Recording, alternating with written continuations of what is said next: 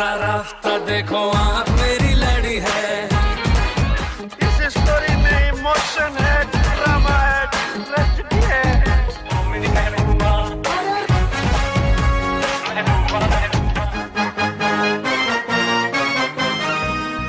भारतीय सिने प्रेमियों को अक्सर यह शिकायत रहती है कि हमारे यहाँ हॉलीवुड के स्तर की फिल्में नहीं बनती, लेकिन सच तो यह है कि हम अभी उतने परिपक्व नहीं हैं जो उस स्तर की फिल्मों को स्वीकार कर सकें। अब आप कहेंगे कि ये क्या बात हुई? मैं कहूँगा यह बात पूर्णतः सत्य है और यह बात समय समय पर साबित भी होती रही है। जब किसी फिल्मकार ने हॉलीवुड को टक्कर देने की ठानी और लीक से हटकर कमाल की फिल्म बनाई, परंतु उन फिल्मों को अपेक्षित सफलता हासिल नहीं हो सकी। आज की इस 15 अनसुनी बातों की वीडियो में हम ऐसी ही एक फिल्म द बर्निंग ट्रेन की बातें करेंगे। BR फिल्म्स के बैनर तले इस फिल्म का निर्माण किया था बलदेव राज चोपड़ा ने तथा इसके निर्देशक थे उनके बेटे रवि चोपड़ा। फिल्म की कहानी लिखी थी स्वयं रवि चोपड़ा ने तथा पटकथा व संवाद लिखे थे कमलेश्वर ने। तकरीबन 2 घंटे 58 मिनट लंबी इस फिल्म को रिलीज किया गया था 28 मार्च 1980 को तथा इसके प्रमुख, सहायक व मेहमान भूमिकाओं में नजर आए थे धर्मेंद्र, हेमा मालिनी, विनोद खन्ना, परवीन बाबी, नीतू सिंह, डैनी, विनोद मेहरा, जितेंद्र, सिमी गरेवाल, मदन पुरी, नजीर हुसैन, उर्मिला भट्ट, इफ्तिखार, सुजीत कुमार, ओम शिवपुरी आदि। संगीतकार राहुल देव बर्मन और गीतकार साहिर लुधियानवी के साझे मेहनत से तैयार किए गए कुल 6 गाने इस फिल्म के ओरिजिनल साउंड ट्रैक में रखे गए थे, जिनके बोल हैं किसी के वादे पे, मेरी नजर तुझ पे, पहली नजर में हमने तो, वादा हाँ वादा, पल दो पल का साथ हमारा और तेरी है जमी और तेरा है आसमां। फिल्म के इन गीतों में अपनी मधुर आवाज दी थी आशा भोसले, किशोर कुमार, मोहम्मद रफी, उषा मंगेशकर, सुषमा श्रेष्ठ और पद्मिनी कोल्हापुरे ने। चलिए अब जान लेते हैं इस फिल्म से जुड़ी 15 खास अनसुनी बातें। Fact number 1, film the burning train साल 1980 में सर्वाधिक कमाई करने वाली फिल्मों के 7वें स्थान पर रही थी। इसका कुल बजट था तकरीबन 3 करोड़ रुपए तथा इसने बॉक्स ऑफिस पर 3 करोड़ 25 लाख रुपए कमाए थे। इस लिहाज से फिल्म को बिलो एवरेज घोषित किया गया था। इस साल कमाई के मामले में पहले स्थान पर रही फिल्म कुर्बानी, जिसने 6 करोड़ रुपए कमाए और यह ब्लॉकबस्टर कहलाई। दूसरे स्थान पर रही फिल्म आशा, जिसने 5 करोड़ रुपए कमाए और यह भी ब्लॉकबस्टर कहलाई। तथा तीसरे स्थान पर रही फिल्म राम बलराम, जिसने 5.25 करोड़ रुपए कमाए और यह हिट कहलाई।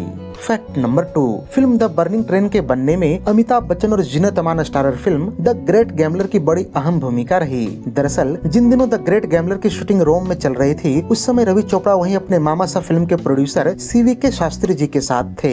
एक दिन शूटिंग के बाद दोनों द टॉरिंग इन्फर्नो नामक एक फिल्म देखने गए, जो कि इटालियन भाषा में डब थी। दोनों को फिल्म के डायलॉग्स तो समझ में नहीं आए, लेकिन उसकी मूल कहानी, स्टंट्स और फायर इफेक्ट ने उनके दिलो दिमाग पर हलचल मचा दी। रवि चोपड़ा ने उसी वक्त ठान लिया कि वो भी अपने पिता से कहकर ऐसे ही धमाकेदार डिजास्टर बेस्ड फिल्म बनाएंगे। बहरहाल रोम के बाद द ग्रेट गैम्बलर की अगली शूटिंग लंदन में शुरू हुई और इस दौरान रवि चोपड़ा ने फिल्म को अंग्रेजी में देखा और न केवल अच्छी तरह से समझा, बल्कि मनी मने खाका भी तैयार कर लिया कि उन्हें क्या बनाना है। फैक्ट नंबर 3, रवि चोपड़ा ने भले एक हॉलीवुड फिल्म से प्रेरणा लेकर उसी स्तर की एक भारतीय फिल्म बनाने का सपना देख लिया, लेकिन इसे मूर्त रूप देना उनके लिए बेहद मुश्किलों से भरा रहा। उनके सामने पहली समस्या आई अपने पिता BR चोपड़ा को मनाने की, जो कि ऐसी फिल्म बनाने के लिए कतई तैयार नहीं थे। उन्होंने कहा कि सिर्फ सपना देख लेने से नहीं होता, तुम्हें इसके लिए टेक्नीशियंस की मदद लगेगी। वो टेक्नीशियंस तुम कहां से लाओगे? हाँ, अगर तुम द टॉरिंग इन्फर्नो के ओरिजिनल टेक्नीशियंस को ले आते हो तो मैं तुम्हें हरी झंडी दे सकता हूँ। रवि चोपड़ा ने इस समस्या को भी सुलझाने का मन बना लिया और अपने कॉन्टेक्ट के जरिए 20th सेंचुरी फॉक्स से संपर्क साधा, जिन्होंने द टॉरिंग इन्फर्नो का निर्माण करवाया था। कुछ ही दिनों बाद उन्होंने रवि चोपड़ा को हॉलीवुड बुलवाया और फिल्म के लीड टेक्नीशियन पॉल वर्टजल से मुलाकात करवाई। शुरू में तो पॉल ने इसके लिए साफ इनकार कर दिया, लेकिन रवि चोपड़ा ने उनसे कहा कि ये भारत की पहली ऐसी फिल्म होगी जिसे द टॉरिंग इन्फर्नो के स्तर का बनाया जाएगा। उन्होंने पॉल को उकसाते हुए कहा कि सारी सुविधाओं के साथ हॉलीवुड में ऐसे स्टंट और इफेक्ट तो आसानी से कोई भी तैयार कर सकता है, पर असली कलाकारी तो कम सुविधाओं के साथ इसे कहीं और फिल्मा कर दिखाने में है। पॉल को यह बात चुभ गई और वो फिल्म के लिए तैयार हो गए तथा रवि चोपड़ा से कहा कि मैं और मेरी टीम शूटिंग से 10 दिन पहले भारत आएंगे ताकि वहाँ के टीम के साथ तालमेल बिठा सकें। Fact number 4, film the burning train के बनने की प्राथमिक घोषणा 7 अगस्त 1976 को हुई थी। उस वक्त फिल्म के लिए शम्मी कपूर, जितेंद्र, अमिताभ बच्चन, विनोद खन्ना, जीनत अमान, नीतू सिंह और विद्या सिन्हा को चुना गया था। लेकिन ज्यों-ज्यों फिल्म की प्रक्रिया आगे बढ़ती गई, इसके स्टार कास्ट में तब्दीलियां होने लगी। जैसे कि जब अमिताभ बच्चन ने फिल्म छोड़ दी तो उनका रोल जितेंद्र को दे दिया गया, वहीं जितेंद्र वाली भूमिका में धर्म जी का आगमन हो हो गया। अब जब फिल्म में धर्म जी आ गए तो हेमा जी का आना तो लाजमी था। ऐसे में उनकी नायिका जीनत अमान से बदलकर हेमा जी बना दी गयी। फैक्ट नंबर 5, फिल्म में दिखाए गए बर्निंग ट्रेन वाले दृश्यों की शूटिंग से पहले हॉलीवुड टेक्नीशियन पॉल वर्टजल ने कई प्रयोग किए ताकि शूटिंग के दौरान दुर्घटनाओं से बचा जा सके। ऐसे एक प्रयोग के दौरान वो और उनकी टीम एक मुसीबत में फंस गई थी। दरअसल हुआ कुछ यूँ था कि पॉल ने आग पर गतिशील हवा का प्रभाव देखने के लिए ट्रेन के बोगी का एक मॉडल एक ट्रक के पीछे बनवाया और जुहू बीच के सुनसान इलाके में ले जाकर उस ट्रक पर आग लगा दी। ट्रक को किसी अन्य वाहन के माध्यम से खींचा जा रहा था और पॉल अपने प्रयोग को समझने का प्रयास कर रहे थे। तभी घंटी टनटनाती हुई फायर ब्रिगेड की गाड़ियां वहां आ पहुंची और न केवल आग को बुझा दिया बल्कि पब्लिक प्लेस पर ऐसा न करने की चेतावनी भी दे डाली। वैसे बता दूं कि पॉल ने इस फिल्म के स्टंट्स और इफेक्ट्स कुछ यूं डिजाइन किए थे कि पूरी शूटिंग के दौरान कोई भी गंभीर दुर्घटना नहीं हुई। हाँ, एक स्टंटमैन अवश्य मामूली तौर पर जख्मी हुआ जिसका हाथ आग में आ जाने के कारण हल्का सा झुलस गया था।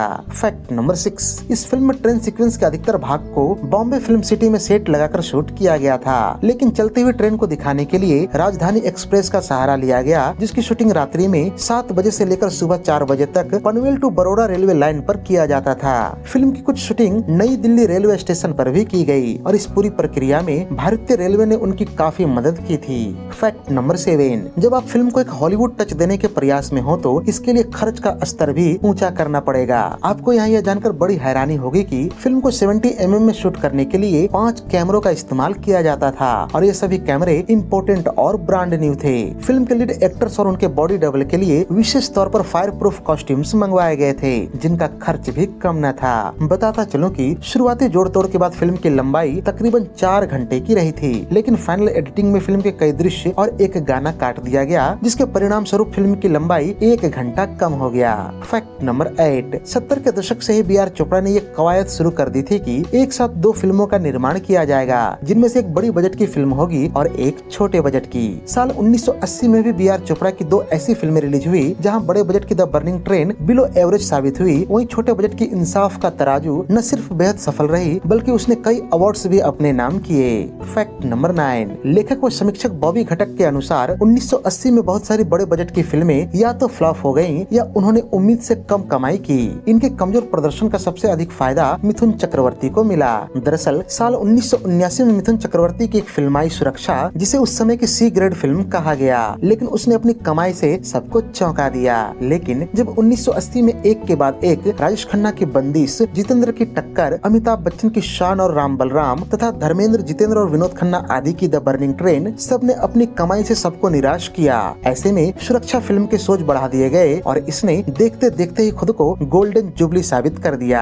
साथ ही इससे मिथुन चक्रवर्ती की एक और फिल्म हमसे बढ़कर कौन को भी ज्यादा स्क्रीन मिले और वो भी हिट हो गई। इन सब फिल्मों के कारण मिथुन चक्रवर्ती छोटी फिल्मों के बड़े स्टार बन गए। Fact number 10, film the burning train में एक बेहद प्रसिद्ध भजन शामिल किया गया था, तेरी है जमी तेरा है आसमां। ये गाना आज भी कई स्कूलों में प्रार्थना के रूप में गाया जाता है। चूँकि ये गाना ज्यादातर बच्चों के द्वारा गाया गया था, इसलिए इस गाने में 3 छोटी गायिकाओं की आवाजों का इस्तेमाल किया गया। ये गायिकाएं थी सुषमा श्रेष्ठ, जिन्होंने बड़े होकर पूर्णिमा के नाम से गाने गाए, अभिनेत्री पद्मिनी कोल्हापुरे और उनकी बहन शिवांगी कोल्हापुरे। ये गाना इन दोनों बहनों का बतौर बाल गायिका आखिरी गीत माना जाता है। हालांकि उन्होंने साल 1981 में फिल्म दुश्मन दोस्त में भी गाना गाया, लेकिन वो फिल्म कभी रिलीज नहीं हो पाई। यहाँ ये जानना भी दिलचस्प है कि पद्मिनी कोल्हापुरे और धर्मेंद्र ही वो 2 ऐसे कलाकार हैं जिन्होंने बी आर फिल्म्स की 1980 में रिलीज हुई दोनों फिल्मों द बर्निंग ट्रेन और इंसाफ का तराजू में काम किया। जहाँ पद्मिनी द बर्निंग ट्रेन में बतौर गायिका जुड़ी, वहीं इंसाफ का तराजू में उन्होंने सहायक भूमिका निभाई। वहीं धर्मेंद्र जहाँ द बर्निंग ट्रेन में मुख्य भूमिका में रहे, वहीं इंसाफ का तराजू में उन्होंने मेहमान भूमिका निभाई। फैक्ट नंबर 11, भले ही आज द बर्निंग ट्रेन को बेहद शानदार फिल्म माना जाता है, पर रिलीज के समय इस फिल्म को समीक्षकों की मिली जुली प्रतिक्रिया मिली थी। ऑर्गेनाइजर पत्रिका ने अपनी समीक्षा में कहा था कि बर्निंग ट्रेन ने आपदा पर केंद्रित फिल्म को मेलोड्रामा से भर दिया और फिल्म में जितने समुदाय के लोगों को दिखाया गया है उतने शायद आपको वास्तविक जीवन में एक जगह मिल पाएंगे। फिल्म वर्ल्ड पत्रिका ने लिखा है कि फिल्म में कुछ कमियां हैं पर फिल्म का प्रयास सार्थक है। सूर्या इंडिया पत्रिका ने अपनी समीक्षा में लिखा है कि फिरोज खान और बी आर चोपड़ा ने अपनी फिल्मों के जरिए हॉलीवुड फिल्मों के सीन चुराने का चलन शुरू किया और द बर्निंग ट्रेन भी इन्फर्नो ट्रेन पर आधारित सी लगती है। फैक्ट नंबर 12, साल 1980 के बिना का गीतमाला में फिल्म का एक गीत पल दो पल का साथ हमारा को 8वां स्थान प्राप्त हुआ। साथ ही साथ इस गीत को राग आधारित गीतों की श्रेणी में 4था स्थान मिला, जिसे राग केदार किरदार में रचा गया था। फैक्ट नंबर 13, 1970 के दशक में धर्मेंद्र और हेमा मालिनी की जोड़ी फिल्म इंडस्ट्री की सबसे सफल जोड़ियों में से एक मानी जाती थी, जिन्होंने साथ में दर्जन भर हिट फिल्मों में काम किया। लेकिन 1970 के दशक के अंत तक आते आते इस जोड़ी की चमक फीकी पड़ने लगी और 1980 के बाद तो इनकी फिल्में या तो फ्लॉप रही या उन्हें औसत सफलता हासिल हुई। 1980 में दोनों ने 2 फिल्मों में साथ काम किया, जिसमें से द बर्निंग ट्रेन कुछ खास अच्छा कमाल नहीं कर पाई और अली बाबा और 40 चोर सेमी हिट रही। इसके बाद सिवाय बगावत की इस जोड़ी की बाकी फिल्में या तो औसत रही या फ्लॉप हो गयी। फैक्ट नंबर 14, परवीन बाबी को यूँ तो बहुत ग्लैमरस अभिनेत्री समझा जाता था, लेकिन वो अंदर से बेहद आध्यात्मिक और दार्शनिक इंसान थी। अमोल पालेकर बताते हैं कि एक बार प्रसिद्ध नाटककार बादल सरकार उनसे मिलने पहुंचे जब परवीन बाबी द बर्निंग ट्रेन की शूटिंग कर रही थीं। जैसे ही परवीन बाबी ने बादल सरकार को देखा तो वो जाकर उनके पैर छुए और कहा कि वो उनके नाटक एवं इंद्रजीत की बहुत बड़ी प्रशंसक हैं और उन्होंने अपने करियर की शुरुआत इसी नाटक से की थी। ये सब सुनकर पालेकर और बादल सरकार दोनों अचंभित रह गए, क्योंकि वो अपनी फिल्मों में अक्सर शो पीसी बनकर नजर आती थीं। उनके इसी व्यक्तित्व के बारे में जब पालेकर ने ऋषिकेश मुखर्जी को बताया तो उन्होंने उन्हें अपनी फिल्म रंग बिरंगी के लिए साइन कर लिया था। फैक्ट नंबर 15, परवीन बाबी की जीवनी में यह भी उल्लेख मिलता है कि जब वो बर्निंग ट्रेन की शूटिंग कर रही थीं, उसी समय वो मानसिक अवसाद से बुरी तरह से ग्रस्त हो गयीं और उनमें स्किज़ोफ्रेनिया के लक्षण दिखने लगे। ऐसे में परवीन बाबी को जब आत्महत्या करने के ख्याल आने लगे तो वो बिना किसी को बताए 1 महीने के लिए बाली चली गयीं। इससे द बर्निंग ट्रेन के निर्माता बेहद परेशान हो गए, क्योंकि उनकी डबिंग अभी भी बाकी थी। हालांकि परवीन बाबी ने वापस आकर सबसे पहले द बर्निंग ट्रेन का काम खत्म किया, पर उनकी हालत दिन प्रतिदिन खराब होती चली गई और इसका असर उनके कैरियर पर भी दिखने लगा। 1980 में रिलीज हुई उनकी 5 फिल्मों में से एक भी फिल्म सफल नहीं रही। हालांकि बीच बीच में परवीन बाबी ने कई हिट फिल्मों में काम किया, लेकिन उनके व्यवहार के कारण बहुत से निर्माता उनसे अलग हो गए और कईयों ने तो उनके खिलाफ केस भी दायर कर दिए, जिससे उनका कैरियर और ढलान पर पहुंच गया। तो ये थी मशहूर Bollywood film the burning train पर हमारी एक विशेष प्रस्तुति। उम्मीद है कि ये वीडियो आपको बेहद रोचक लगी होगी। अगर वीडियो पसंद आई हो तो इसे लाइक और शेयर कर दें तथा ऐसे ही दिलचस्प वीडियोस की नोटिफिकेशन पाने के लिए चैनल को सब्सक्राइब करके बेल आइकॉन में ऑल का बटन दबाना न भूलें। धन्यवाद।